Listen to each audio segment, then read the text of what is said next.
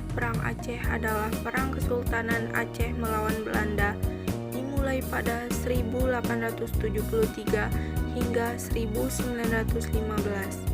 Sultan Aceh Muhammad Daud Shah menyerah pada Januari 1904. Akan tetapi, perlawanan rakyat Aceh yang dipimpin oleh raja-raja feodal atau Ule Balang dan para ulama dengan perang gerilya masih berlangsung hingga 1915, dan perlawanan sporadis rakyat Aceh terus berlanjut hingga 1942.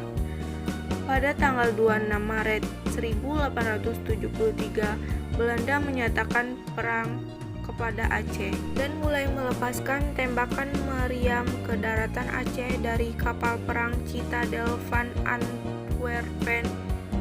Pada 5 April 1873, Belanda mendarat di pantai Ceurumen di bawah pimpinan Harmen Rudolf Kohler dan langsung bisa menguasai Masjid Raya Baitur Rahman.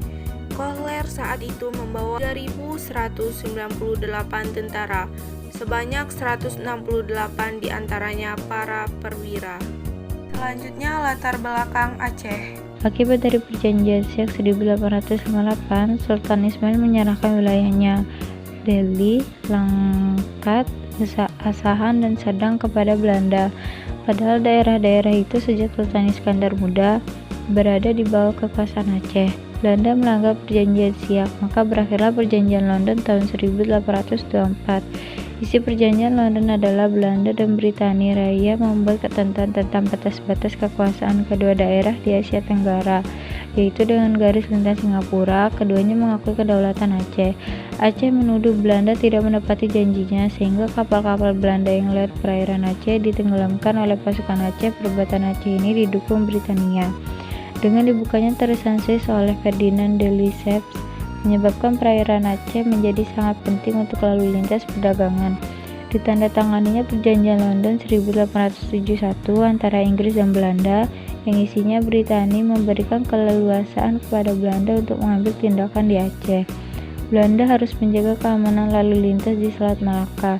Belanda mengizinkan Britania bebas berdagang di Siak dan menyerahkan daerahnya di Guyana Barat kepada Britania. Akibat Perjanjian Sumatera 1871, Aceh mengadakan hubungan diplomatik dengan Konsul Amerika Serikat, Kerajaan Italia, dan Kesultanan Utsmania di Singapura. Aceh juga mengirimkan utusan ke Turki Utsmani pada tahun 1871. Akibat upaya diplomatik Aceh tersebut, Belanda menjadikannya sebagai alasan untuk menyerang Aceh. Wakil Presiden Dewan Hindia Frederik Nicholas Nieuwenhuizen dengan 2 kapal perangnya datang ke Aceh dan meminta keterangan dari Sultan Mahmud Shah tentang apa yang sudah dibicarakan di Singapura itu. Tetapi Sultan Mahmud menolak untuk memberikan keterangan. Periode Perang Aceh pertama pada tahun 1873 sampai 1874 dipimpin oleh Panglima Polim dan Sultan Mahmud Shah melawan Belanda yang dipimpin Kohler. Kohler dengan 3.000 serdadunya dapat dipatahkan, di mana Kohler sendiri tewas pada tanggal 14 April 1873. 10 hari kemudian, perang berkecamuk di mana-mana. Yang paling besar saat merebut kembali Masjid Raya Baitur Rahman yang dibantu oleh beberapa kelompok pasukan. Ada di Paukan Aceh, Lambuk, Nafuuk, Paukan Bada, sampai Lambada, Gaurang Raya.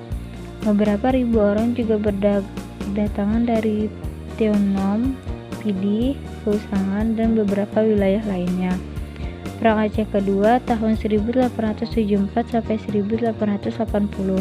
Pasukan Belanda dipimpin oleh Jenderal Jan van Swieten. Belanda berhasil menduduki Keraton Sultan 26 Januari 1874 dan dijadikan sebagai pusat pertahanan Belanda pada 31 Januari 1874. Jenderal van Swieten mengumumkan bahwa seluruh Aceh jadi bagian dari kerajaan Belanda. Ketika Sultan Mahmud Shah wafat 26 Januari 1874, digantikan oleh Tuanku Mahmud Daud yang dinobatkan sebagai Sultan di Masjid Indrapuri. Perang pertama dan kedua ini adalah perang total dan frontal, di mana pemerintah masih berjalan mapan meskipun ibu kota negara berpindah-pindah ke Kuala Dalam mendapuri, dan tempat-tempat lain. Perang ketiga pada tahun 1881 sampai 1896.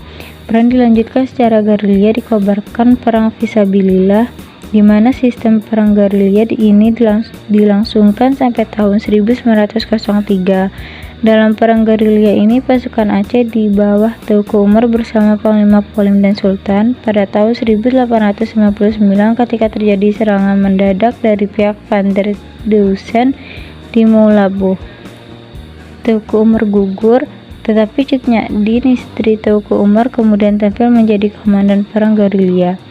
Perang keempat pada tahun 1896 sampai 1910 adalah perang gerilya kelompok dan perorangan dengan perlawanan, penyerbuan, penghadangan, dan pembunuhan tanpa komando dari pusat pemerintah kesultanan. Pada tahun 1910 sampai 1915, akhir dari perang besar, akan tetapi perlawanan sporadis rakyat Aceh masih berlanjut hingga 1942 di beberapa tempat yang dilakukan oleh sekelompok pejuang. Surat Perjanjian Tanda Menyerah. Selama Perang Aceh, Van Heut telah menciptakan surat pendek atau Korte Verklaring, traktat pendek tentang penyerahan yang harus ditandatangani oleh para pemimpin Aceh yang telah tertangkap dan menyerah, di mana isi dari surat pendek menyerahkan diri itu berisikan raja atau sultan mengakui daerahnya sebagai bagian dari daerah Hindia Belanda. Raja berjanji tidak akan mengadakan hubungan dengan kekuasaan di luar negeri. Berjanji akan mematuhi seluruh perintah-perintah yang ditetapkan Belanda. Perjanjian pendek ini menggantikan perjanjian-perjanjian terdahulu yang rumit dan panjang dengan para pemimpin setempat. Walau demikian, wilayah Aceh tetap tidak bisa dikuasai Belanda seluruhnya dikarenakan pada saat itu tetap saja terjadi perlawanan terhadap Belanda meskipun dilakukan oleh sekelompok orang atau masyarakat. Hal ini berlanjut sampai Belanda enyah dari Nusantara dan diganti kedatangan penjajah baru yakni Jepang atau Nippon. Tanggapan: ketika perang kolonial Belanda di Aceh hampir memasuki seperempatan abad, Letnan Kolonel Infanteri Purnawirawan GB Haijer yang pernah bertugas di Aceh menulis dalam ikhtisar nama buku Den Kriegsgeschiedenis van Nederland in Indie van 1811 TOT 1894 jilid 3 terakhir setebal 480 halaman tahun 1895 pada halaman 5 sebagai berikut. Tidak ada pasukan di Ponorogo atau Sentot, baik orang-orang padri yang fanatik maupun rombongan orang-orang Bali atau masa berkuda orang-orang Bonek. Seperti yang pernah diperagakan oleh para pejuang Aceh yang begitu berani dan tak takut mati menghadapi serangan yang begitu besar, menaruh kepercayaan pada diri sendiri. Yang demikian gigih menerima nasibnya, yang cinta kemerdekaan, yang bersikap sedemikian fanatik seolah-olah mereka dilahirkan untuk menjadi lawan bangsanya. Oleh sebab itu, perang Belanda di Aceh akan tetap menjadi sumber pelajaran bagi pasukan kita. Dan karena itu pula saya menganggap tepat sekali jika jilid 3 atau terakhir sejarah perang Belanda di Hindia Belanda itu seluruhnya saya peruntukkan guna menguraikan peperangan di Aceh. Namun dari semua pemimpin peperangan kita yang pernah bertempur di setiap pelosok kepulauan kita ini, kita mendengar bahwa tidak ada satu bangsa yang begitu gagah, berani, dan fanatik dalam peperangan kecuali bangsa Aceh. Wanita-wanitanya pun mempunyai keberanian dan kerelaan berkorban yang jauh melebihi wanita-wanita lain.